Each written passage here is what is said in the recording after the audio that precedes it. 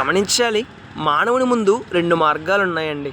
ఒకటేమో ఇప్పటివరకు జీవించిన పాపపు జీవితాన్ని విడిచిపెట్టి, పాపపు జీవితాన్ని మర్చిపోయి, జీవితాన్ని మార్చుకొని, జీవితాన్ని సరిచేసుకొని పరిశుద్ధంగా జీవిస్తూ పరిశుద్ధ జీవితానికి ఫలితమైన శ్రేష్టమైన ఆశీర్వాదాన్ని పొందడం. రెండవదేమో ఏ మార్పు లేకుండా, జీవితాన్ని సరిచేసుకోకుండా, జీవితాన్ని బాగు చేసుకోకుండా పాపములోనే జీవిస్తూ, దేవుడు అసహించుకునే జీవితాన్ని జీవిస్తూ రేపటి దినాన ఆ యొక్క పాపముకు ఫలితమైన మరణాన్ని పొందడం, పాపముకు ఫలితమైన నష్టమును పొందడం. ఈ రెండు మార్గాలలో ఏ మార్గం మంచిదంటారు? ఈ రెండు మార్గాలలో ఏ మార్గం శ్రేష్టమైందంటారు? ఈ రెండు మార్గాలలో ఏ మార్గము మనకు మేలును చేకూరుస్తుంది అంటారు? ఒకసారి ఆలోచన చేద్దామండి. మంచి నిర్ణయం తీసుకుందాం. నాకైతే మొదటి మార్గం మంచిదనిపిస్తుంది.